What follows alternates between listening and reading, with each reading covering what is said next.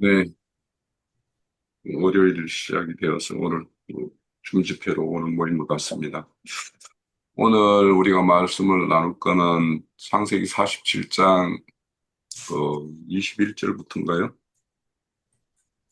21절, 21절부터 해서 마지막까지를 이렇게 다룰 것인데, 어, 애굽 땅이나 가나안 땅에 기근이 더 심함으로 인해 가지고 그들의 모든 소유가 돈과 가축과 토지와 심지어는 자기의 이제 몸까지도 이제 바로에게 온전히 팔려서 바로에 속하게 된 어떤 그런 상황에서 이제 모든 토지를 이제 그 요셉에 의해서 이렇게 관리되는 어떤 그런 장면이고, 그래서 요셉이 그 애굽의 토지법을 이렇게 새롭게 제정해서 이렇게 실행하는 어떤 그런 모습의 내용과 또 야곱이 이제 애굽 땅에 내려온 지 17년이 되어서 이제 자신의 어떤 연수가 다하는 걸 알고 자기의 어떤 임종 때에 자신의 어떤 매장지에 대해서 자신들의 어떤 열조가 있는 조상들의 어떤 묘지에 자신을 이렇게 매장해 달라고 요셉에게 이렇게 요청하고 그걸 맹세로서 이렇게 받는 어떤 내용에 대해서 이제 살펴봅니다. 우선 제가 실문지 세 개를 드렸었는데요. 우선 지난주에 우리 장로 형제님께서 많은 말씀을 주셨는데 그걸 뭐 참고로 해서 간단하게 한번 다시 한번 다뤄보죠.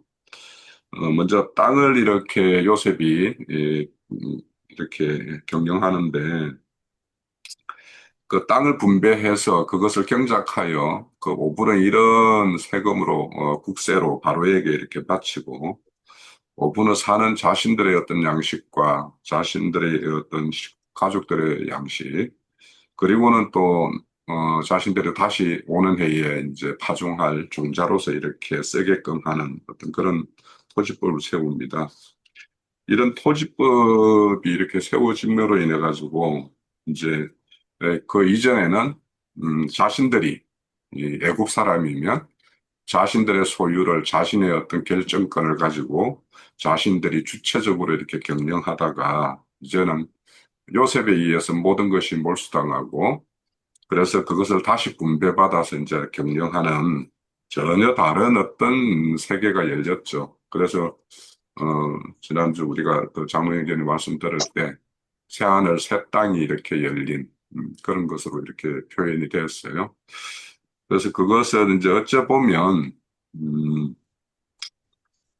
세상 사람이나 믿는다고 하지만 온전히 하나님께 이렇게 모든 것이 이렇게 드려짐이 되지 않은 상태에서는 자신들의 어떤 스스로 어떤 경영의 주체가 되어서 그런 것들을 경영을 하는 측면이 있었죠. 그렇지만 이제 모든 소유가 이제 완전히 압수당해서 자신들은 이제는 요셉에 의해서 이렇게 맡겨진 것들만 이렇게 잘 이렇게 운영하고 관리해서 자신들의 어떤 그 생을 이렇게 이어가고 또 자신들의 어떤 그 토지의 주인인 바로에게 이렇게 바치는 것을 이렇게 말씀하고 있어요. 자, 그래서 우리가 이제 새하늘 새 땅이라는 것들을, 그러니까 우리가 기존의 어떤 옛세계를 살다가 그 세계를 떠나서 새 세계에 이렇게 참여한 자로 산다라는 것은 결국에는 자신의 어떤 주권이 누구에게 있는가에 이렇게 따라서 결정이 되는 것 같아요. 그러니까 옛사람으로서 살 때는 자신이 모든 것을 스스로 책임지고 경영했던 사람이었죠. 그렇지만은 이제는 새하늘 새 땅에 사는 사람은 자신의 어떤 그 주권이 다 이렇게 주인에게 이렇게 돌아갔고 주인이 이렇게 맡겨진 것들을 맡아서 이렇게 사는 그걸 우리가 이제 성경에 보면 이제 청직이라고 이렇게 이야기하죠. 참 이 청직이라는 말을 이렇게 예전부터도 이거 새겨보면은 참, 그 신앙생활의 어떤 그 삶의 어떤 가장 기본된 어떤 자세가 이런 거여야 하는데라고 하지만 내가 과연 이렇게 청지기의 어떤 삶을 사는가 하는 거에 대해서 스스로 답해보라고 하면은 저 스스로 답을 할 수가 없었고 뭐 지금은 그러면 다르냐라고 하면은 뭐 별반 다르지도 않을 수도 있겠다라는 생각이 좀 들어요. 그래서 이제 이런 것들이 이제 우리가 그냥 어떤 지식으로 아는 것과 내 삶을 이렇게 운영하는 거에 어떤 괴리감, 이런 것들에 의해서 이제 좀 사실, 때로는 이제, 음, 스스로의 어떤 신앙을 이렇게 살펴보기도 하고, 또 그런 것들을 이제 마음에 두고서 이제 이렇게 기도의 제목이기도 하고 그렇죠. 근데 이제 성경에 이렇게 찾아보니까 이 청직이라는 단어가 이렇게 두 가지가 쓰이더라고요. 그래서 하나는 그 마태복음 20장에 보면은 천국은 이렇게 포도원 주인에 이렇게 비유하면서 이렇게 아침에 이른 시간에 들어온 자나 늦게 들어온 자나 이런 자에게 이제 품삯을 줄 때 주인이 청지기를 불러서 이렇게 품을 주게끔 이렇게 해요. 그래서 그럴 때 이제 쓰이는 이런 단어는 순수하게 주인의 어떤 지시에 따라서 이렇게 이행하는 어떤 이런 측면의 어떤 청지기라는 그 낱말이 쓰이는 게 있는가 하면, 그래서 그때 쓰이는 게 에피트로포스라고 이렇게 되어 있어요. 그런 어떤 단어가 있는가 하면, 우리 그 누가복음 16장에 보면 불의한 청지기, 우리 어제 이제 그 고사 모임에서 그 말씀 좀 잠깐 나눴었는데, 그때 쓰이는 단어는 오이코노모스라고 해가지고 이게 합성어인데, 어떤 집이라는 뜻과 집, 거처라는 뜻과 경영하다, 관리하다라는 뜻이에요. 그러니까 이 청지기는 주인의 집을 맡아서 이렇게 경영하고 관리하는, 그러니까 주인이 온전히 맡긴 거기를 다스리고, 이렇게 하는 것들을 완전히 일임시킨 어떤 그런 상태예요. 그래서 이제 좀 청지기의 단어가 약간은 다르죠. 그래서 앞서서 말한 거는 주인이 이렇게 낱낱이 지시하는 것을 그대로 이행하는 어떤 그런 것이라면, 이제 그 불의한 청지기 같은 경우는 자기가 스스로 이렇게 주인의 것을 허비한다라는 소문을 이렇게 주인의 귀에 들렸다 이렇게 되어 있잖아요. 그러니까 스스로 모든 것을 결정하고 이렇게 주체적으로 이렇게 관리하는 거예요. 그래서 이 청지기는 이제 종들 중에서 이렇게 주인이 특별히 뽑아서 그 집안의 가족들과 그 집안의 어떤 살림, 재산을 다 이렇게 관리를 위임하는 어떤 그런 청직이에요. 그래서 우리 그 마태복음 24장에 보면 어떤 주인이 자기 집에 어떤 가족의 그 종들과 이렇게 재산을 다 맡기고 이렇게 먼 곳으로 갔을 때 이제 주인이 언제 올지 도둑처럼 이렇게 온다라고 표현하면서 그때 이제 충성되고 지혜로운 종은 때에 따라서 종들에게 양식을 나눠주는 자라고 이렇게 말을 하고 있고, 악한 종은 동료들을 때리고 또 술 친구들과 어울려서 먹고 마시고 하는 게으르고 악한 종이라고 이렇게 이야기를 해요. 그래서 이제 요렇게 어떤 특별한 어떤 주인의 어떤 매사에 어떤 지시를 받지 않고 자체적으로 하는 것을 이제 말하는 어떤 청지기. 이것이 이제 오늘날 우리 이제 교회를 이렇게 책임지고 교회를 이렇게 하는 어떤 그런 장로 형제님 같은 경우는 이런 오이코노모스에 해당이 되겠죠. 그래서 그런 사람들은 이제 그 집을 이렇게 맡아서, 그러니까 지금 요셉이 그 땅을 분배해서 이렇게 경작하게 하는 어떤 그 일이 실질적으로 교회를 맡아서라는 말과 똑같은 거죠. 그래서 거기에서 보면 이제 우리가 오분을 사가지고 뭐 양식도 삶고 종자도 하고 한다라면 이제 결국에는 양식도 말씀이고 또 종자도 이제 전도의 말씀이죠. 그래서 그런 것이고, 그래서 그것을 경작한다라는 것은 교회의 어떤 참여한 자들에게 때에 따른 어떤 양식을 이렇게 공급하는, 그래서 이렇게 양육하는 어떤 한 면이 있는 것이고, 또 밖에 나가서 하나님의 말씀을 전도해서 그들을 하나님 편으로 이렇게 이끄는 어떤 이 일들이 사실은 이제 그 밭을 맡아서 경쟁하는 거죠. 그것을 이제 우리는 그렇게 이해를 하면 될 것 같고, 또 바로에게 이제 5분의 1을 돌린다라고 하는 것은 이제 그 레위기 25장 23절에 보면 토지는 다 내 것이라 이렇게 되어 있어요. 그러니까 토지는 다 하나님에 속한 것이기 때문에 그 토지를 맡아서 이렇게 경영하면 그거에 대한 적절한 세를 내야 되는 거죠. 그래서 그 땅의 주인에게 이렇게 세를 낸다는 것은 온전히 나에게는 주인이 따로 있음을 스스로 고백하는 것이고 그 주인에게 자신의 어떤 충성됨을 자기가 경영한 그 결과물로 이렇게 올려드리는 것이 이제 그에 해당되는 건데 이거는 우리가 이제 마태복음 25장에 보면 달란트 비유라든지 19장의 머나의 비유라든지 이런 것들이 다 그 어떤 왕이 아니면은 주인이 그 맡기고 이렇게 그것을 장사하게 해서 그거에 따라서 이렇게 이윤을 이렇게 얻어서 주인의 걸로 이렇게 돌리는 것들을 이렇게 말씀을 하고 있어요. 이 5분의 1을 돌리는 거에 대한 말씀은 우리 마태복음 22장에 보면, 21장에 보면 포도원 비유에 보면 그 어떤 한 주인이 포도원을 만들고 거기에 울타리를 이렇게 두르고 그리고는 또 포도를 짜는 틀을 이렇게 갖추고 또 그리고 망대를 세우고 농부에게 세를 주고 이제 먼 나라를 갔다가 이제 열매가 거둘 때가 되어서 그 열매의 어떤 그 세를 받기 위해서 이제 자신의 어떤 종을 보냈더만 그 땅을 분배받 포도원을 이렇게 맡았던 자들이 그 세를 주지 않고 뭐 때리고 죽이고 돌로 치고 막 이런 말씀이 나오죠. 그래서 이제 더 많은 종을 보냈더만 똑같이 했더라 하더라 이렇게 되어 있고 그래서 마지막으로는 이제 아들을 보내면 아들은 좀 더 하겠지 생각을 했는데 이제 아들을 이는 이 땅의 어떤 포도원의 어떤 그 유산자다.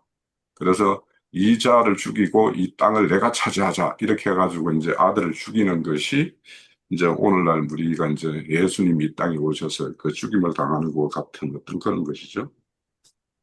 자, 이름과 같이 이제 새를 이렇게 거두는 거죠.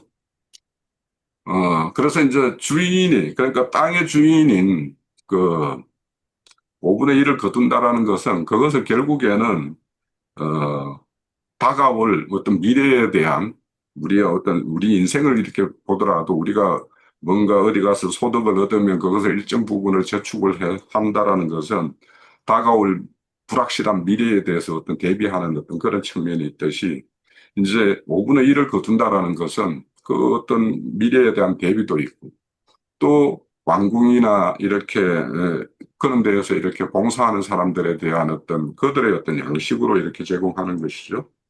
그래서 그것을 이제 우리 그 성경에서 보면 이제 성전에서 이렇게 봉사하는 레위나 제사장들 그들의 어떤 기업은 하나님 자신이 이렇게 그들의 분깃이다 이렇게 이야기하는데 그 실질적으로 분깃은 10의 1조를 받아가지고 그들에게 이제 그 일정 부분을 이렇게 양식으로 그들에게 이렇게 분배해주는 어떤 이런 것들을 말하는 것이기 때문에 5분의 1이라는 것은 결국에는 하나님 우리를 대신해서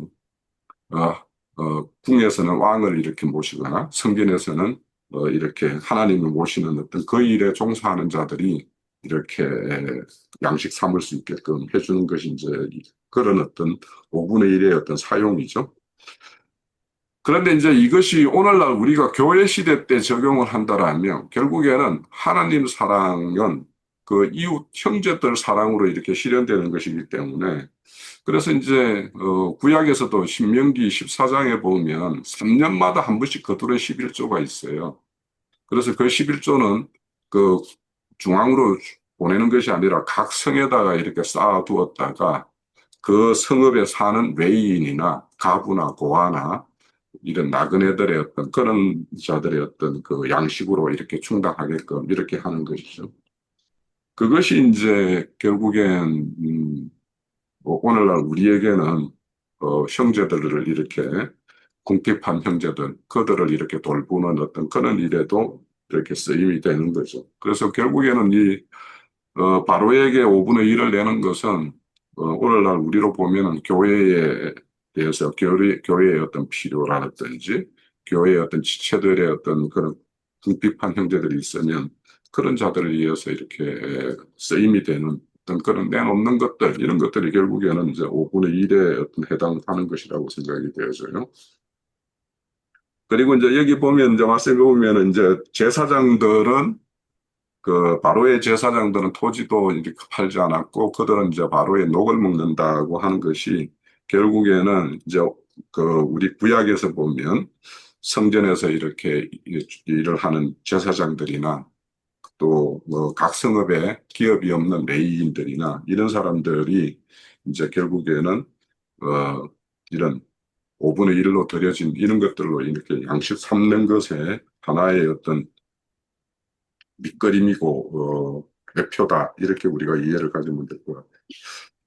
아무튼 이제 그 요셉의 어떤 토지법이라는 것은 제일 중요한 것은 음, 옛사람으로 살 때는 우리가 우리의 소유를 늘리기 위해서 그렇게 불철주야 이렇게 했던 어떤 그런 것이라면 이제는 모든 것이 주인의 것으로 돌리고 주인이 이렇게 분배해 주는 것을 맡아서 경영하는 자라고 하는 어떤 그런 어떤 모든 일을 대하는 것의 어떤 그 생각과 인식의 전환 이런 것들이 결국에는 요셉의 어떤 토지법을 오늘날 우리에게 적용하는 그런 방면이 아닌가 이런 생각을 듭니다. 예. 자, 제가 그 가항에 대해서 요셉의 토지법에 대해서 제가 정리한 내용은 이렇게 말씀을 드렸고요. 자, 이어갈게요.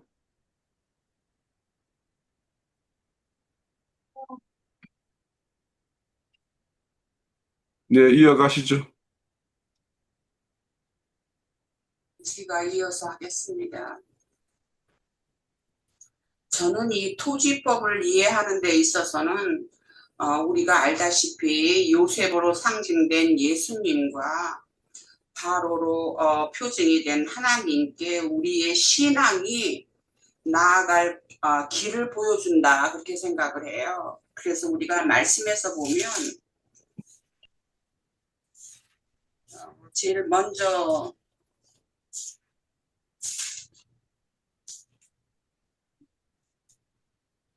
어,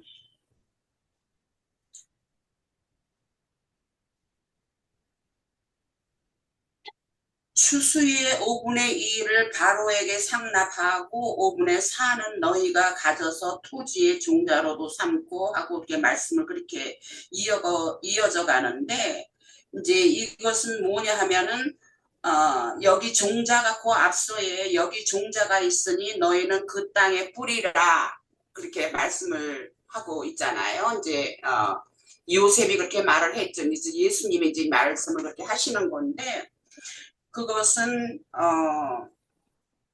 말하자면 토지라는 거는 우리의 땅인 것이고 마음인 것인 거죠. 그러니까 이게 추수법을 얘기를 하는 거잖아요.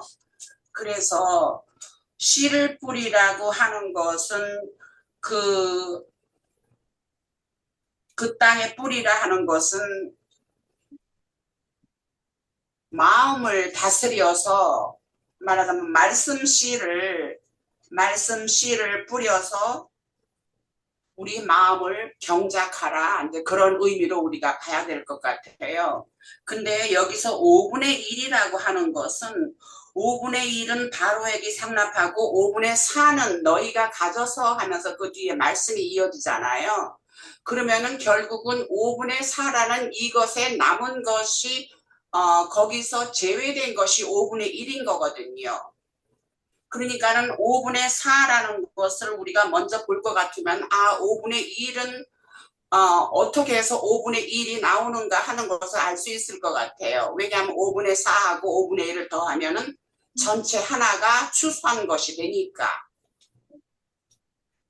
그러니까 추수는 결국은 마음을 다스리고 말씀 씨를 마음에 뿌려갖고 그 경작한 것을 추수한 것이죠. 그 추수한 것에서 5분의 4는 어떻게 하냐 하면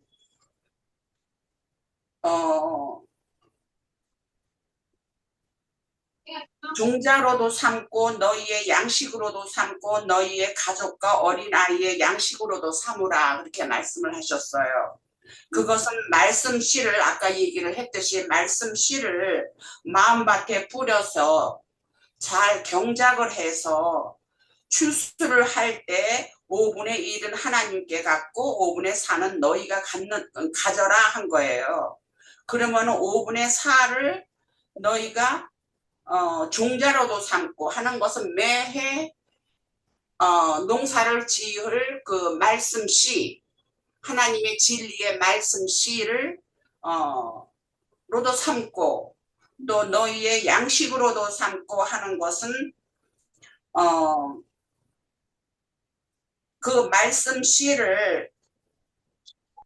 말씀을 깨달음으로써 영혼의 유익이 되는 생명의 양식으로 삼으라. 그렇게 우리가 이해를 해야 될 것 같아요. 왜냐하면 여기에서 종자로도 삼고 너희의 양식으로도 삼고 했거든요. 그러니까 말씀씨로 깨달음 그걸로 이 생명의 양식으로 삼으라는 걸로 그렇게 이해를 해봤어요. 그리고 가족의 모임, 그리고 어린 아이의 양식으로도 삼으라 그렇게 했거든요. 그러면은 가족 모임이라는 것은 결국에 교회를 상징을 하는 것이겠죠. 그래서 교회와 교회 생활과 그 모임의 그 어린아이의 양식으로 삼으라 한 것 같으면 그 모임의 순수하고 진실한 마음을 위한 양식으로도 삼아라 하는 것으로 우리가 이해를 해야 되지 않을까. 이것이 곧 말하자면 형제님께서 우리에게 말씀하신 마태복음 오병이어 예수님께서 표적으로 하신 그것과 상통하는 것이라 생각이 되어져요. 그러니까 교회 생활과 그 교회 생활에 있어서의 순수하고 그 진실한 마음, 그러한 것으로 대한 것의 양식으로 삼으라 하는 것으로 우리가 이해를 하면 어떨까 생각을 해봤어요. 그랬기 때문에 결국은 그것이 5분의 4고 그러면은 거기에서 그렇게 해서 우리가 마음에 그렇게 경작을 할 것 같으면 거기에서 나오는 것이 있잖아요.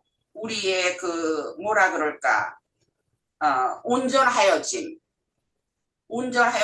그것이 곧 5분의 1에 해당되는 것이 아닌가. 그래서 그 5분의 1에 해당되는 그것은 곧 말하자면은 말씀을 깨달음으로써 진실한 교회 생활과 그런 거를 다 통해 갖고 결국은 그것이 그리스도가 우리 안에서 산출되는 거죠.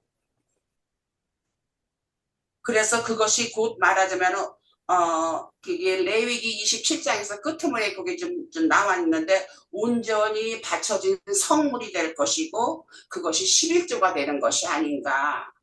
그러면 11조라는 것은 형제님께서 우리에게 또 좀 이렇게 말씀을 전해준 것이 전도를 해서 얻어지는 성도를 드리는 것이 5분의 1에 해당되는 것이다 하고 말씀을 하신 걸로 기억을 해요.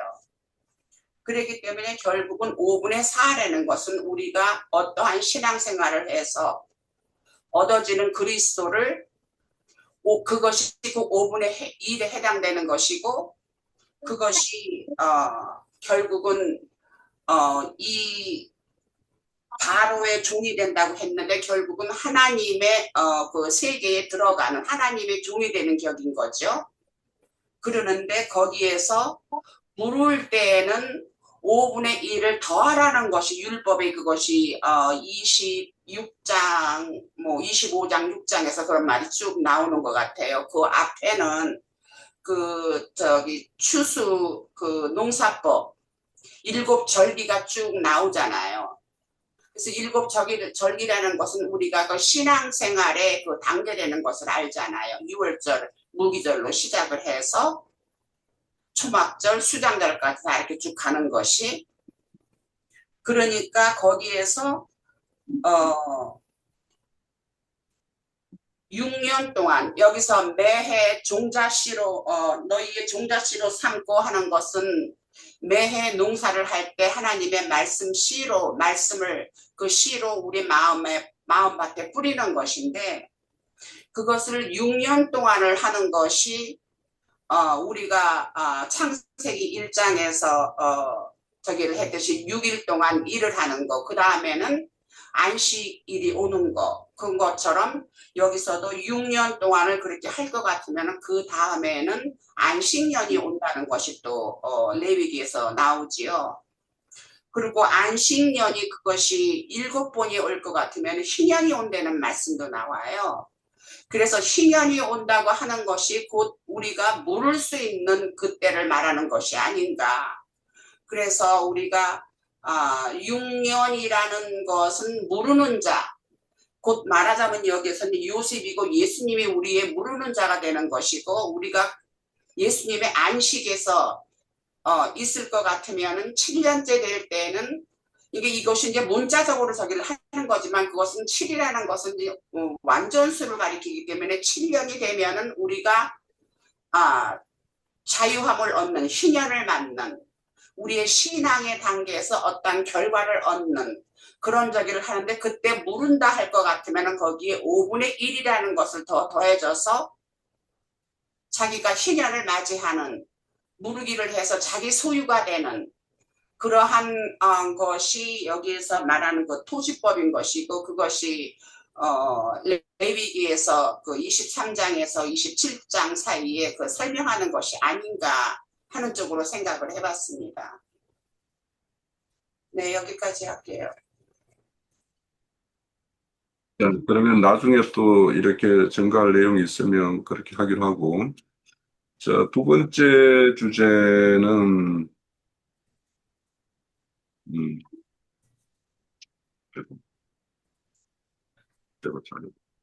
음, 요셉의 기근 정책이 애국 사회를 완전히 이제 바꿔버렸죠. 기존의 어떤 그 사회 질서와 이제는 어, 요셉에 의해서 온전히 이렇게 다스려지고 통치되는 어떤 그런 세계가 이제 되었어요. 그래서 이렇게 바로의 권력이 강화된 이때 살리심을 받은 자들이 이제 나와서 이렇게 그 요셉 앞에서 그러죠. 주께서 우리를 살렸으니 우리가 주의 은혜를 잊고 바로의 종이 되겠다 이렇게 말씀을 해요. 그래서 여기에서도 이제 바로라는 것도 아까 자매님 말씀하신 대로 아버지 하나님의 어떤 해당되는 걸 우리가 이해를 하면 될 것 같은데, 자, 이렇게 고백하는 어떤 모습이 우리의 온전한 어떤 구원의 모습이 아닌가라는 생각을 하는데, 이것에 대해서 이제 좀 살펴보려고 그래요. 우선 이 말씀을 보기 위해서 우리 성경 한 군데만 찾아보죠. 그 신약 성경 고린도전서 7장입니다. 신약 성경 270면이에요. 270면. 그 7장 20절부터 좀 읽어볼게요. 각 사람은 부르심을 받은 그 부르심대로 지내라. 너희가 종으로 있을 때 부름을 받았느냐? 염려하지 말라. 그러나 너희가 자유롭게 될 수 있거든 그것을 이용하라. 주 안에서 부르심을 받은 자는 종이라도 주께 속한 자유인이요. 또 그와 같이 자유인으로 있을 때에 부르심을 받은 자는 그리스도의 종이니라. 23절 너희는 값으로 사신 것이니 사람의 종이 되지 말라 이런 말씀이 있어요.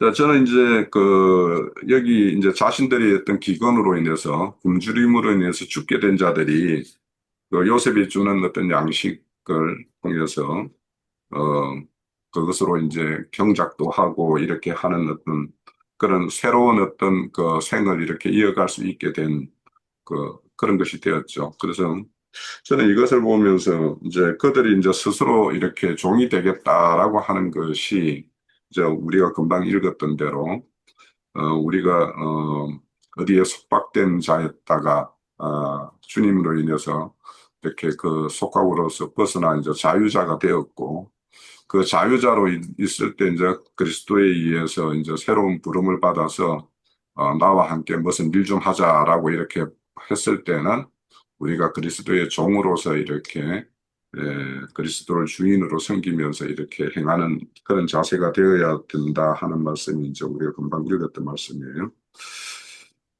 저는 이제 이렇게 죽을 수밖에 없었던 자가 새로운 생명을 얻었다라는 거. 이것을 우리가 이제 그냥 단순하게 생각해서 육신의 생명이 이렇게 사망에 이르는 것과 생을 이렇게 구사일생돼서 생을 이어가는 어떤 그런 경우가 있죠. 똑같은 사고인데도 어떤 자는 이제 어, 완전히 이렇게 사망에 이르게 되고 어떤 사람은 구사일생으로 이렇게 사는 어떤 그런 사례들을 많이 보게 되는데 우리가 이렇게 믿음의 세계에서 이렇게 새로운 생명을 얻었다라는 것, 그래서 이렇게 생명과 사망의 어떤 그 경계선 이런 것들을 좀 한번 이렇게 저는 육신의 죽음을 통해서 이렇게 한번 그 경계를 이렇게 생각을 해봐요. 그런데 이제 우리가 이제 각자가 이제 육신으로 가장 가깝게 지냈던 부모나 형제를 이렇게 떠나보냈을 때, 어, 그, 그때야 이렇게 돌아가셨을 때나 뭔가 사고가 있었을 때는 아무 경량도 없이 이렇게 막 이렇게 황망한 시간으로 이렇게 보내다가 이렇게 좀 뭔가 모든 것이 수습되고 정리된 상황에서 그분들과의 어떤 있었던 일들 뭐 이런 것들을 생각해 보면 참 그 아쉬움이 참 많아요. 저도 이제 그 이게 부모가 되어서 이제 애들이 이렇게 커서 뭐 왔다 갔다 하고 이럴 때 특히나 이제 그 김자매가 몸이 저렇고 하니까 이렇게 애들이 이렇게 좀 자주 찾아줬으면 좋겠는데라고 생각되지만 그 애들은 또 애들대로의 어떤 그런 것이 있으니까 그걸 뭐 강제하지는 못하는데 이제 그런 걸 보면서 이제 제가 과거에 제 부모들에게 이렇게 했던 일에 대해서 참 안타까움이 이제 그런 걸 통해서 이제 새롭게 생각되는 것들이 있어요.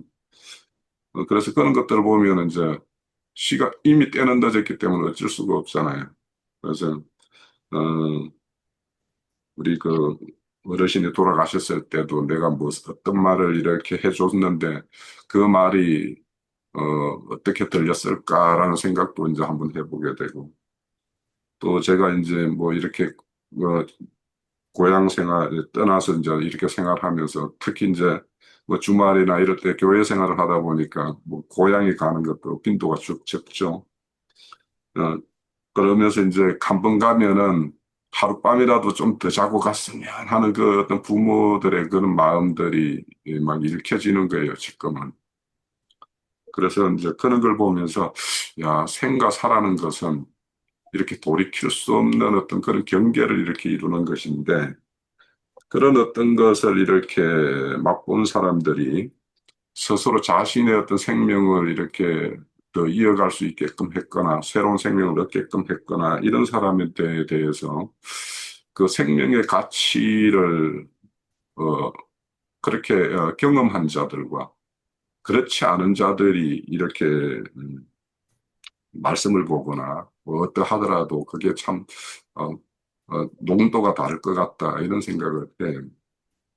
그래서 이제 음, 이런 어떤 그 생명을 이렇게 다시 받았다라는 이 가치 매김이 어떠한가에 따라서 이제 여기에서 내가 종이 되겠다라고 하는 것들도 그 어떤 진정성의 어떤 농도가 다를 거라는 생각이 좀 이렇게 들었어요. 그래서 우리가 이렇게 말씀을 통해서 우리가 새 생명을 얻었다라는 것이 어떤 의미인가를 다시 한번 이렇게 생각을 좀 해보기는 하는데 그것이 주님이 우리에게 지금 새로운 생명을 부여한 것에 그거에 그 어떤 가치만큼 내가 이렇게 느끼고 그렇게 하는가 하는 것에 대해서는 아직 잘 모르겠어요. 그만큼의 매김을 하고 그런 그 가치를 두고 이렇게 신앙생활을 하는가 하는 것에 대해서는.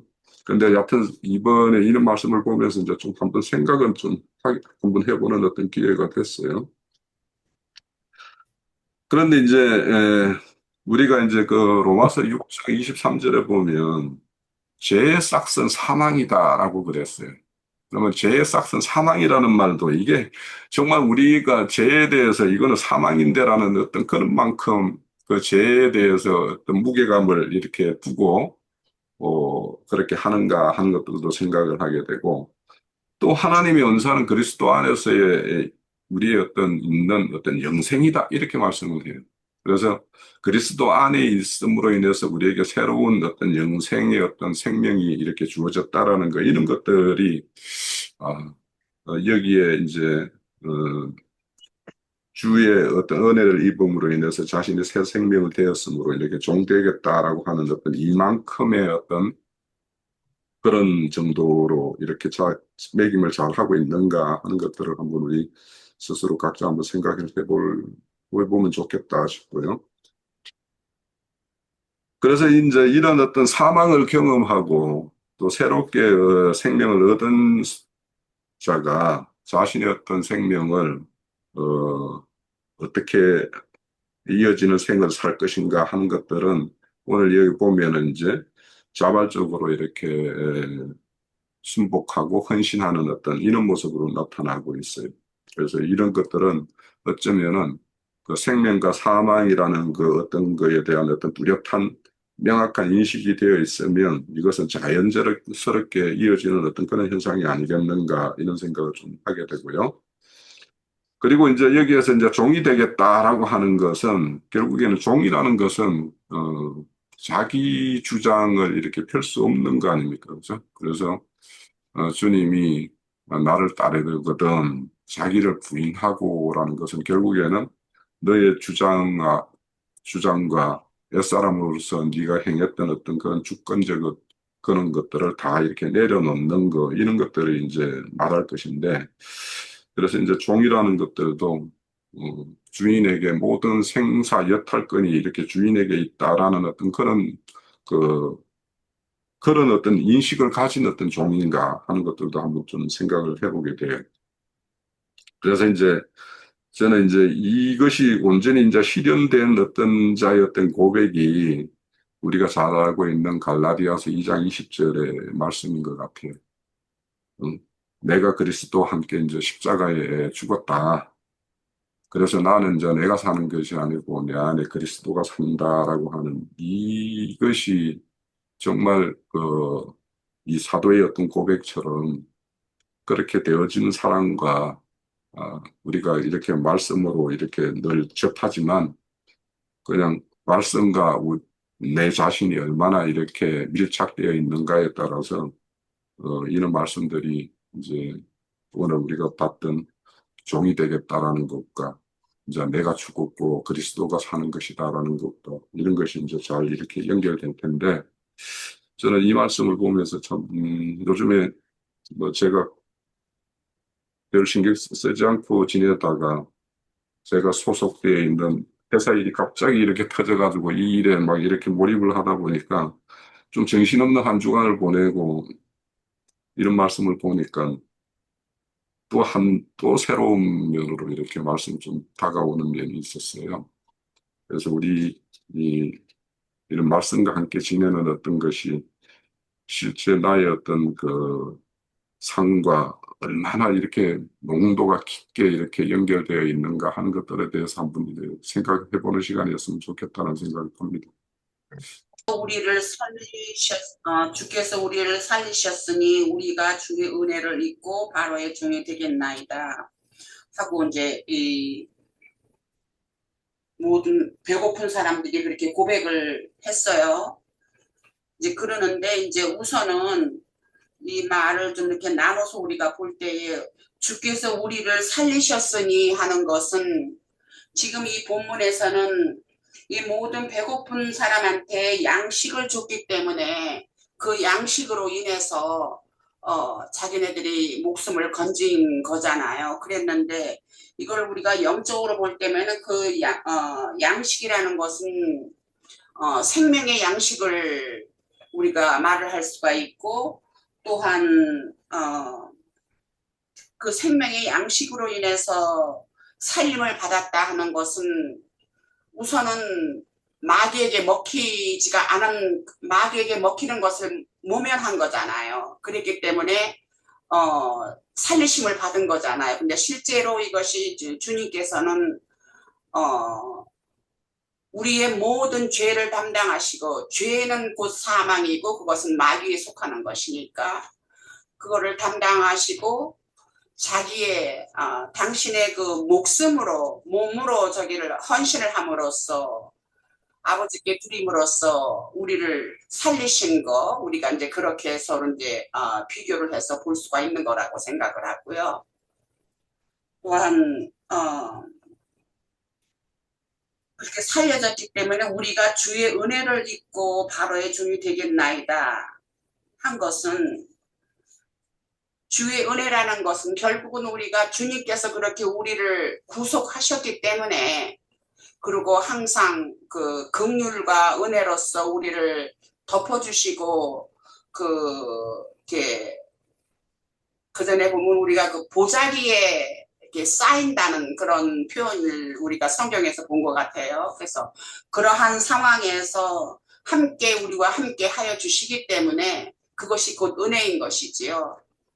그래서 바로의 종이 되겠나이다 하는 것은 결국은 하나님의 세계 안으로 들어갈 수 있는 그러한 길이 열린 것이지요. 그래서 결국은 종이라는 것은 그것을 끝나서는 안 되는 거라고 생각을 해요. 아들이 돼야 되는 거잖아요. 우리는 온전하여져서 아들이 되는 건데 여기 말씀에는 종이 되겠나이다 하는 것은 우선은 저는 그래서 하나님의 세계 안으로 들어가겠다 하는 어떠한 약속이 아닌가 하는 것을 이렇게 생각을 해봤어요.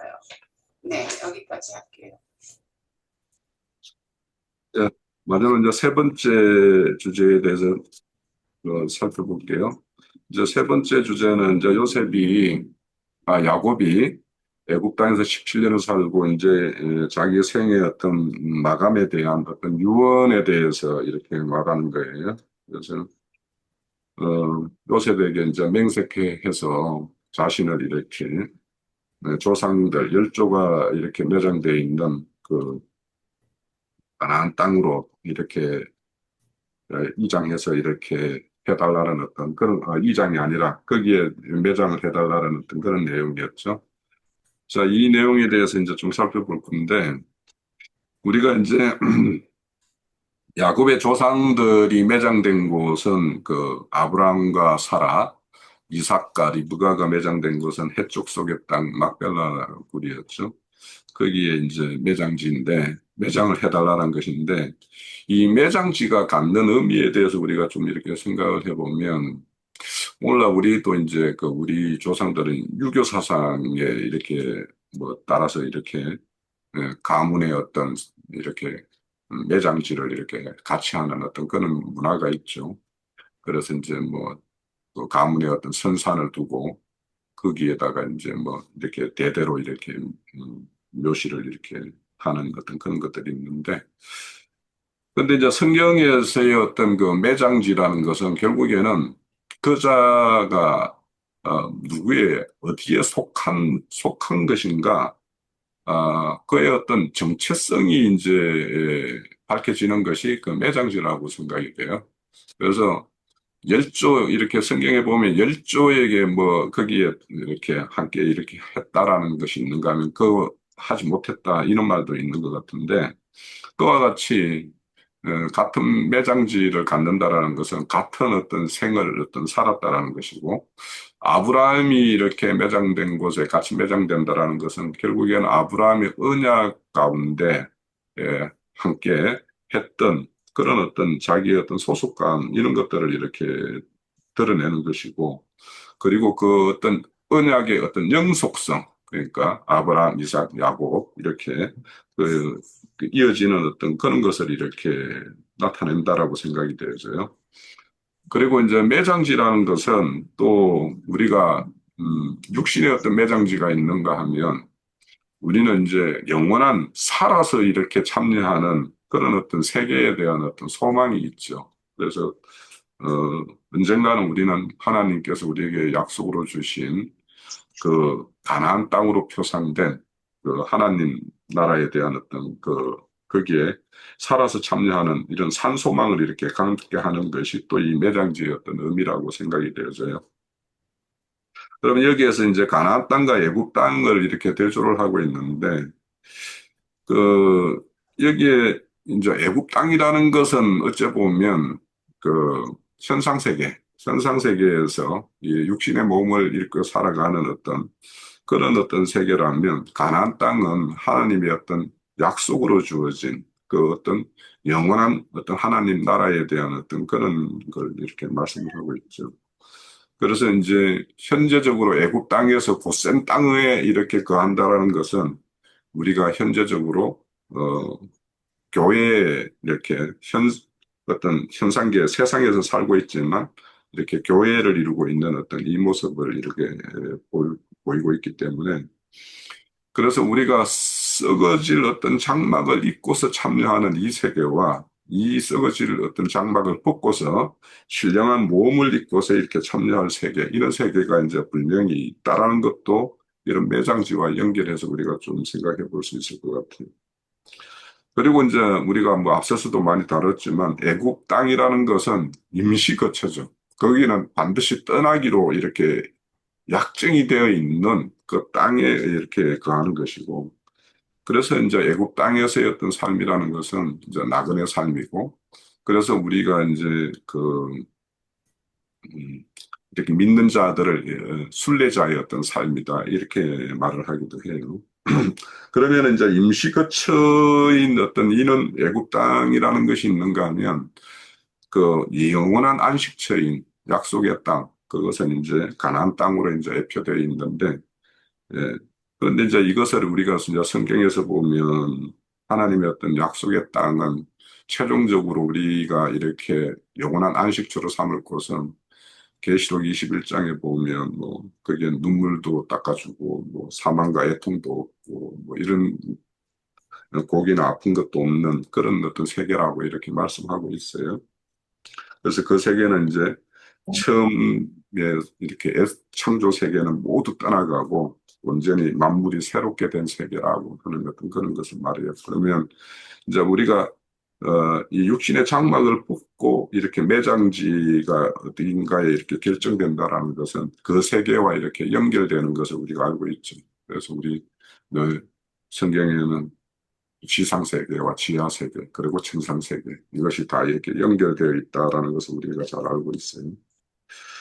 자, 그런데 그러면 그 야곱이 왜 요셉에게 이렇게 맹세까지 이렇게 하게 하는가 하는 것은 이제 자신의 허리춤 아래다가 이렇게 손을 놓고 이렇게 언약하는 것은 우리가 어, 여러 그 아브라함이 이 아들 이삭의 어떤 그 아내를 이렇게 맞이하기 위해서 이렇게 떠날 때도 그 종에게 이제 이렇게 하는 것은 생명을 거는 약속이라는 거죠. 결국에는 허리 아래라는 것은 생명의 어떤 처소를 이렇게 말하는 것이고. 그런데 이렇게 야곱이 요셉에게 이렇게 맹세케 하는 것은 자신의 어떤 것도 뭐 그런 어떤 요셉에 의해서 뭐 장려될 것에 대한 것도 있지만 그거보다 더 중요한 것은 자신이 이제 지금은 애국 땅에 살지만은 최종적으로 이렇게 가나안 땅, 약속의 땅에 이렇게 이르러야 된다라는 것은 맹세하는 그 후손들, 요셉에 의해서 통치되는 모든 그 후손들에게 너희들이 임시처소인 이 애국 땅을 떠나서 언젠가는 약속의 땅에 너희들도 가야 된다라는 어떤 그 언약의 약속을 이렇게 상속시키는 것이라는 생각이 오히려 더 들어요. 그래서 자신의 어떤 매장지만이 아니라 그 맹세한 요셉, 그 요셉에 의해서 다뤄지는 모든 사람들이 언젠가는 가나안 땅을, 애국 땅을 떠나 가나안 땅이 갈 때가 있을 때, 그때 주저없이 이렇게 떠날 것을 오히려 이렇게 당부하는 어떤 유언이라고 이제 저는 그렇게 읽혀졌어요. 자, 이렇게 조상들의 어떤 신앙이 이런 어떤 맹세로 인해서 후손들에게 이렇게 유전되어서 그들도 이제 그 소망의 땅을 이렇게 품고 현재 애국 땅을 살아가는 그래서 정체성이 그렇게 완전히 구별되는 거죠. 그래서 이것은 이제 결국에는 하나님에 대한 어떤 약속에 대한 어떤 믿음이고 영원한 안식처에 대한 어떤 삶 소망이고 또 비록 애국 땅에 살지만 애국 민들과 분명한 어떤 경계를 이루는 그런 구분된 어떤 그런 것을 이렇게 말하는 것이라는 생각이 들고요. 우리 이거에 대해서는 이제 히브리서 11장에 이제 좀 잘 나와 있어요. 그래서 그 믿음에 따라서 이 사람들은 죽었지만 약속은 받지 못했다.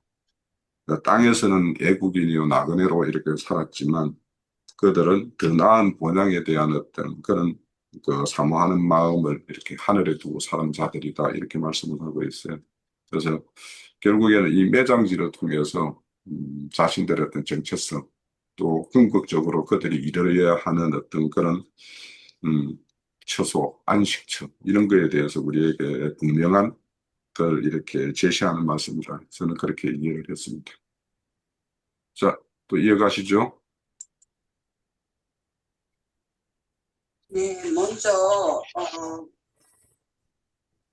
아브라함이 애굽으로 가뭄이 들어갔고서는 애굽으로 내려갔다가 거기에서 어, 바로 왕에서 많은 사라건으로 인해서 많은 재산을 얻어갖고서는 네겝으로 올라오지요. 그래서 네겝으로 올라와서는 롯과 헤어지는 단계가 돼요. 왜냐하면 서로들 간에 가진 것이 많아가지고서는 롯은 요단의 그 소알 땅 그쪽으로 해서 소돔으로 가고 거기에서 이제 아브라함은 남겨졌는데 하나님이 나타나셔갖고 여기 동서남북 네가 땅을 이렇게 바라보면서 이 모든 땅을 너와 너 자손에게 주겠다 이렇게 말씀을 하세요. 그러니까 거기에서 아브라함이 헤브론으로 가죠. 그래서 헤브론에 가서 또 있을 때에 또 하루는 하나님께서 거기서 또 나타나세요. 상수리 나무 어, 거기에서 거하는데 아브라함에게 나타나셔 갖고서는 또 거기서 아브라함은 벌써 이제 하나님을 대접하는 그런 단계까지 들어가고 이제 저기를 하는데 그 전에도 하나님께서는 아브라함하고 함께 하시면서 완전해져라 하는 둥 할례도 주시고 그런 과정이 다 지나갔어요. 그래서 이 헤브론은 하나님께서 아브라함에게 정해주신 거로 우리가 이해를 할 수 있는 것 같아요. 하나님께서 정해주신 땅이고 거기에서 마물의 에브론의 밭에 있는 그러니까는 그 마물에는 이제 헤브론이라는 이제 같은 말이니까 그러니까 이제 에브론 밭에 있는 막벨라 굴을 사게 되잖아요. 사라가 죽고 함으로써. 그러니까 저는 이 얘기를 왜 하냐 하면은 단계가 이제 그렇게 하나님이 함께 하시어갖고 애굽에서 올라와서 롯과 헤어지고 헤브론으로 가게 하셨고 거기에서 사라가 죽으니까 또 이제 막벨라 굴을 사게 하는데 그것을 은 400세겔을 주고 사요. 저는 이 말씀을 보면서 야곱도 세겜 땅을 살때 100, 그 백드라크 시크스타. 시그타? 크시타. 크시타를 주고 산다고 하고, 또한 이 아브라함도 여전히 그 사람들이 거저 가지라고 해도 꼭 돈을 주고 사는 그거를 봐요. 그래서 그것이 어떠한 것과 상관이 있는 것인가 하는 것을 생각하게 됐어요. 그랬는데 뭐라고 딱 이렇게 말은 못하겠어요. 그러나 어쨌든 지금 아브라함이 가나안 땅에 묻어달라고 하는 것은 하나님께서 그곳에 기업으로 주셨거든요. 막벨라 굴을 기업으로 주셨기 때문에 당연히 자기 조상이 있는 아브라함이 묻혔고 사라가 묻혔고 아브라함이 묻혔고 이삭이 묻혔고 하는 그 저기에서 당연히 조상들이 묻힌 거 하나님께서 주신 기업으로 돌아야 되지 않는가 해서 요셉에게 자기를 거기에 묻어달라고 이렇게 강구를 하는 그러한 것이라고 생각이 되어져요. 그리고 또 요셉이 맹세를 갖는 의미, 글쎄 그거는 뭐라고 저기를 해야 될지 사실 모르겠어요. 저는 그거는 당연한 것이 아닌가. 대대로 내려오는 우리 한국 사람들도 보면은 이렇게 선산에 묻히고 하는 그런 것들이 있더라고요. 뭐 거기에 대해서 자세히는 모르겠는데 어쨌든 이제 선산에 묻히는 것들이 당연한 것처럼 저기 하고 하는 것으로 봐서 또 자손으로서는 마땅히 그래야 되는 것이 아닌가 하는 거로밖에 그냥 생각이 안 돼요. 그러나 이제 그 역시 근데 요셉은 그 세겜에 묻히게 되잖아요, 나중에. 그래서 세겜에 묻히는 것은 뭐 여기 질문에는 그거는 없지만, 그 이방 땅에서 그것도 여전히 베크시타를 쓰고 야곱이 샀지만 또 나중에는 또 그것이 내가 아모레하고 활과 칼로 이렇게 싸워서 그걸 얻은 것이다 하는 것으로 또 이 말씀이 나오잖아요. 그것이 여호수아인가 어디에서 그렇게 나오는 것 같아요. 여호수아서에서 그러는데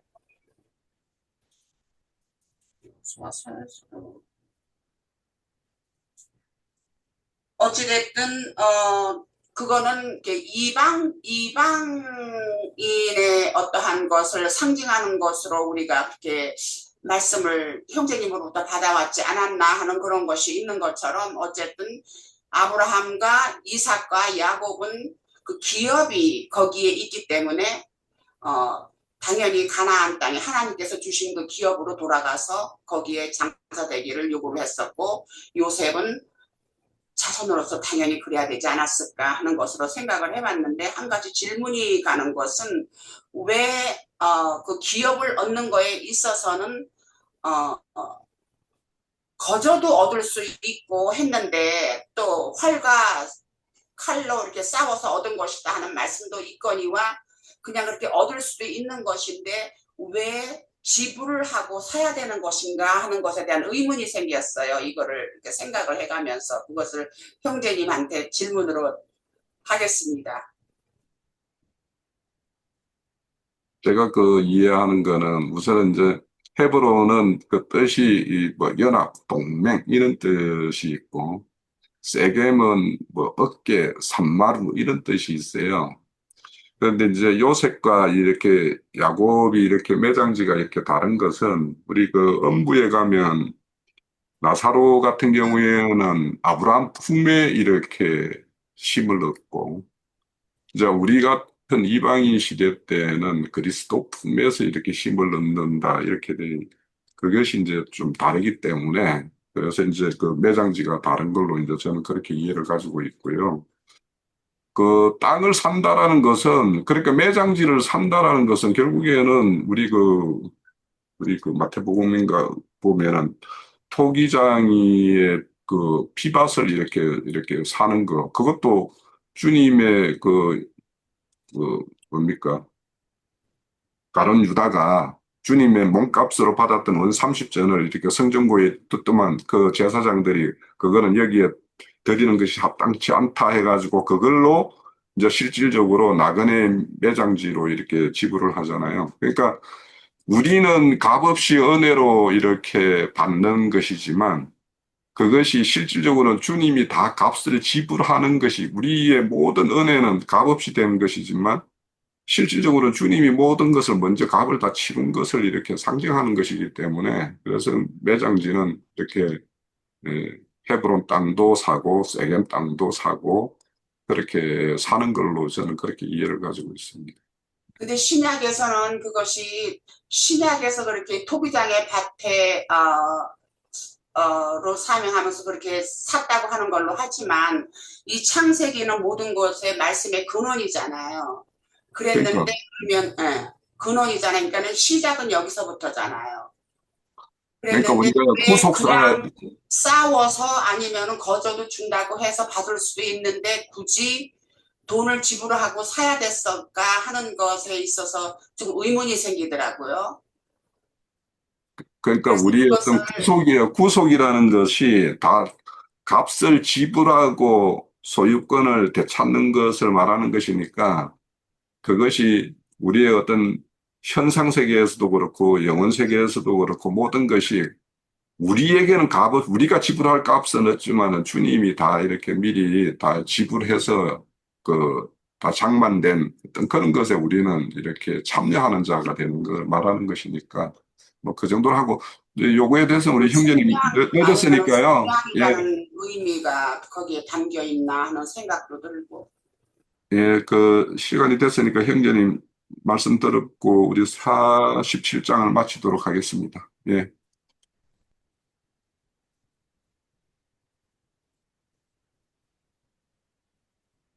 다양하게 많은 지체들이 좀 참여를 해서 짧게 짧게 그래서 똑똑 떨어지도록 이렇게 좀 해주면 참 좋은데 아직은 우리가 그 수준까지는 이르지 못한 것 같아. 예. 그래도 이렇게라도 자꾸 훈련하고 연습을 하는 것 이런 장을 마련을 해주고 같이 동참한다는 것이 참 귀하다는 이제 그렇게 일단은 생각을 합니다. 예, 오늘 메모가 뭐 한 10가지 항목이나 돼서 이게 간략하게 한다는 게 좀 쉽지 않을 것 같은데 시간이 너무 많이 됐네. 벌써 1시간 15분이 지나버렸는데 지루할 것 같아요. 저는 많이 이렇게 요약을 해도 먼저는 애굽에 내려가서 바로에게 목축자들의 후손인 이스라엘 족속이 고센 땅을 받아가지고 이게 바로의 땅에 붙여 사는 것이죠. 한 구퉁이에. 거기서 이제 목축자로 살게 되었다는 내용이고 이것은 뭐 설명을 좀 길으니까 빨리 넘어갑니다.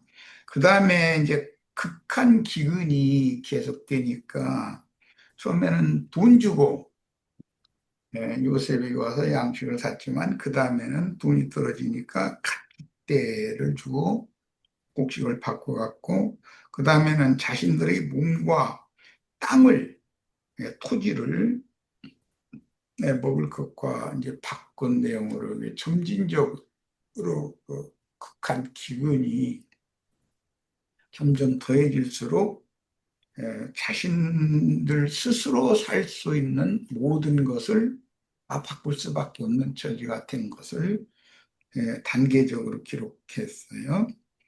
그 다음에 애굽의 사제들은 요셉의 식물을 구할 필요가 없었던 것은 바로에게 녹을 받아서 먹기 때문에 그랬다고 그랬어요. 이것도 세속 교계의 이 지도자들은 그리스도의 말씀을, 즉 유대교 지도자들은 그리스도의 말씀을 받아들이지 않습니다. 그럴 필요도 없고요. 그들은 자기네들이 이미 배부른 자들이니까. 그 다음에 이제 이스라엘이 147세, 130세에 내려가서 17년을 애굽에서 지내다가 이제 숨을 거두게 되는데 그 아들 요셉에게 유언을 남기는 내용이 나왔었죠. 이건 얘기가 좀 길어져야 되는데 우리 디나 자매님의 질문과도 관련이 되는 것 같네요. 애굽에는 영원한 안식처가 없다. 이생에서든 현세뿐 아니라 내세에도 세상에는 아브람 자손들의 안식처가 없다라는 게 기본적으로 신앙이라는 건 아브라함과 사라의 믿음의 결국이라는 것은 영원한 안식이신 그리스도 안으로 돌아가는 것인데 그게 이제 매장지 합주고 산 매장지에 매장되는 거예요. 그런데 매장되는 것이 아브라함, 사라, 이삭, 그 다음에 리브가가 매장 등록과 요셉이 매장된 것이 다른 것에 대해서 지금 왜 그걸 써야 되냐? 이제 그게 질문인 것 같아요. 에, 그 매장지를 산다라는 말은 우리들은 셈죽이니까 좀 쉽게 표현을 하겠습니다. 셈죽은 기본 신앙이 내가 어느 타향살이를 어느 곳에 하다가라도 내가 생애를 마칠 즈음에는 내 열조의 땅으로 돌아가서 열조에게로 나는 돌아가야 된다라는 의식을 가지고 있는 것이 셈족이에요. 그런데 남자는 아버지, 조부, 증조부, 고조부, 이렇게 5대 현 고조부, 뭐 6대 고조부, 뭐 이렇게 그 열조에게로 돌아가는 것이지만 한 남자에게는 한 여자인 아내가 따라붙게 마련이고 그 둘 사이에서 자식이 또 나오게 돼 있잖아요. 그러면 남자들은 그 열조에게로 돌아가지만 아내는 남편에게로 가는 거예요.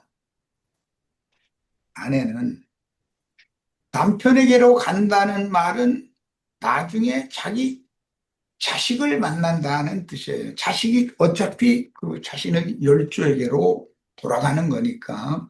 그것이 셈족이 우주가 운행되는 기본적인 그 사계절이 돌아가고 1년이 가고 뭐 세월이 가고 하는 것에 대한 이치단 말이에요. 그게 3대 아니면 4대 이렇게 얘기를 하는데 가장 중요한 것은 남자는 아버지, 할아버지, 증조, 고조, 뭐 5대 고조, 뭐 6대 고조 이렇게 열조에게로 돌아가요. 남자는. 그러나 그 남자에게 하나님이 배필로 주신 아내는 남편에게로 가는 거예요. 사후세계에서는. 남편에게로 가는 것이 SM적의 기본 개념이에요. 그렇게 이해를 하고 있어요. 거기에 남편의 품에 가 있으면 내가 낳은 아들이 언젠가는 만날 거예요. 손자도 만날 것이고 증손자도 만날 거예요. 그 세계는 죽음이 없는 세계이기 때문에 이게 셈족의 신앙 기본 신앙관이라는 거예요. 이 얘기를 우선 말씀드리고 싶고 그 다음에 그래서 이스라엘은 그 열조에게로 믿음의 조상이 이제 아브라함부터 시작이 되니까 그 아버지 이삭, 그 할아버지 아브라함이 먼저 가신 그곳으로 들어가기를 유언을 남긴 거예요. 그러면 이제 당연히 그 어떤 아브라함에게는 사라는 어디로 가느냐면 사라의 친정아버지한테 가는 것이 아니라 남편에게로 간다. 이런 이제 기본 개념을 이해를 해야 우리가 세상에 와서 신앙의 입문을 해서 아브라함의 자손이 됐다라고 하면 누구나 결국은 하나님 품에 들어가는 것인데 모든 조상의 끊은 자가 하나님이니까 예수 그리스도를 통해서 남편을 통해서 하나님께로 가는 거다. 모든 인류들은 게 기본적인 셈족의 인생관이다라는 것을 꼭 말씀드리고 싶고 그 다음에는 이제 애굽의 거기에 지금 한 가지를 또 빼놨구나. 아브라함과 이삭과 야곱이 들어간 가나안 땅 세겜성의 그 묘실, 그 이제 사후세계의 영원한 안식처라는 건데 거기는 안의 성, 거룩한 성 예루살렘으로 이루어지는 거예요. 완성이. 그러나 요셉에게 야곱이 가나안 땅 산지에 별도로 준 기업이라는 건 거기는 새가 붙어요. 거룩한 성, 새 예루살렘, 신부라는 것이 들어가요, 거기에는. 그 차이가 있어요. 신부와 아내, 신부송으로 인도하는 자들은 오늘 이제 5분의 4가 나왔고 5분의 1이 나왔어요. 예, 애고의 토지법에 따라서 농사를 져서 소산을 얻으면 5분의 4는 이생의 교회 생활을 위해서 다 쓰는 거예요. 가족과 그들의 생계를 위해서 가장들이 그걸 다 쓰는 거예요. 교회 생활을 위해서 주신 말씀 5분의 4를 쓰는 거예요. 5분의 1이라는 것은 11조가 두 개가 합쳐진 거예요. 5분의 1은 이것은 예수 그리스도와 완전하게 연합된 내가 최후로 하나님의 영광에 나에게 맡겨진 양무리를 인도해서 신부성으로 또는 아내성으로 데려가는 사명을 수행하는 거예요. 그건 5분 일이에요. 그것은 국세로, 국세라는 것은 이제 하나님 나라에 세금을 낸다 그 말인데 국세로 바치는 거예요. 그것은 그리스도와 연합된 나 자신을 최후로 이기는 자로 하나님의 것으로 드려야 된다 그런 말이에요. 내가 그렇게 최후에 드려지기 전까지는 5분 4를 교회 생활을 위해서 다 쓰는 거예요. 교회 생활, 5분 4라는 건. 이제 교회 생활을 마치고 나면 궁극적으로는 안식에 들어가야 되는데 그것이 이기는 자로 들어가는 거예요. 예수님과 내가 연합되어져서 가는 거예요. 그것이 무르는 값이다 그랬어요. 그 무엇을 무르느냐? 나에게 맡겨주신 부탁하신 세속의 불쌍한 영혼들을 무르는 일을 예수님만 하는 것이 아니라 예수 그리스도의 성령은 반드시 나를 필요로 한다. 성령께 소공에 떠다니면서 전도해서 사람 얻어서 뭔 일을 하는 것은 아니거든요. 반드시 우리 형제 자매님들을 통해서 주님의 그 새 일을 하나님의 일을 주님과 함께 동역해서 돕는 거예요.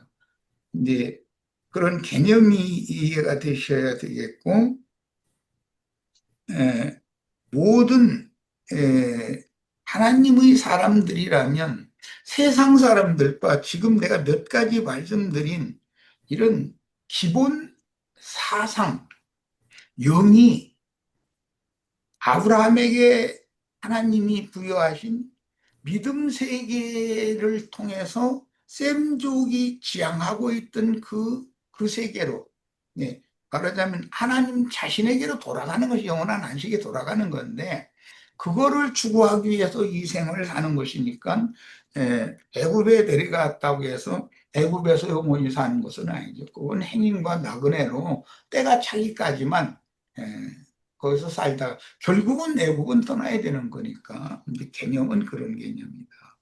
그리고 청지기 얘기도 아까 이제 나왔는데 성경에 이제 아브라함 집의 모든 종들을 관리하는 엘리에셀이라고 하는 청지기가 아브라함의 청지기가 그 사명을 수행하는 얘기가 나왔죠. 그다음에 기본적으로 어, 하나님의 청지기는 예수님이에요. 인자로 오신 예수님이에요. 예수님이 제자들을 또 택하셔서 그들을 그 중으로 이렇게 쓰시는데 바울 사도나 또 다른 사도들이 말할 때 본인을 청지기라는 그런 사명 의식으로 살았었어요. 우리도 다 그런 의식으로 살아야 되겠어요. 그 다음에 그 청지기들은 솔로몬은 포도원을 이제 가지고 있다. 그 뭐 바알 하몬에 포도원이 있다. 이야기가 이게 아가서에 나오는 이야기인데 모든 사람들은 어떤 토지나 아니면 어떤 밭이나 이런 것을 애국의 토지법에 이제 농지개혁법에 따라서 그 말이죠. 이렇게 분배를 받았으면 거기에서 열심히 수고를 해서 소출을 얻어서 5분 4는 교회 생활에 쓰고 5분 1은 지옥으로 이기는 자로 자기 자신을 하나님의 것으로 이렇게 온전히 들여서 충성된 종으로서의 그 이제 멸류관 상을 다 받아야 되는 일인 것이고, 그런데 이 포도원을 다스리면 저 교회를 경영을 하면 전도에서 사람을 얻어서 주님의 교회를 복양하고 경영하고 그러면 반드시 거기서도 세금을 내도록 돼 있어요. 그 내는 세금이라는 것은 항상 이기는 자를 말하는 것이다. 예. 5분 1이 이기는 자를 말하는 것처럼 많은 사람을 얻어서 우경을 하는 것도 중요하지만 그보다 더 중요한 것은 이기는 자를 하나님의 것으로 드릴 수 있는 그런 사역을 잘 해야만 주님께서 포도원을 맡은 종으로 사역을 하게 하신 후에 얻은 소출을 받으러 오시면 그 영혼을 내가 삼지 말고 하나님의 것이고 그리스도의 것으로 중매하는 그런 충성됨을 보여야 된다는 거예요. 근데 뭐 주님의 말씀에서 이런 말씀을 이제 인용을 할 때 어떤 악한 종들, 아까 홍영재 그 얘기했죠. 악한 종들이 그 주인의 땅을, 포도원을 경작을 하고 나서도 세를 5분 1의 세를 내지 않는단 말이에요. 애국의 토지법에 위반하는. 저희가 다 꿀꺽 삼켜버리고 다 지껏 삼아버리는 거예요. 오늘날 모든 목회자들이 하는 짓인 거예요. 전도해서 사람을 얻으면 다 자기 안에 삼아버려요. 세금을 바치려고 하네. 우리는 이제 이런 그 애국의 토지법에 관한 기본 원리를 잘 이해를 하는 게 필요합니다. 그리고 마지막으로 아내성에 들어가는 것을 추구하는 신앙보다는 신부성에 들어가는 것을 추구하는 그런 신앙에 우리가 이상이 밝아져야 되겠고 그것을 위해서 우리가 생명을 바쳐서 충성을 다해야 되겠습니다. 네, 마칩니다.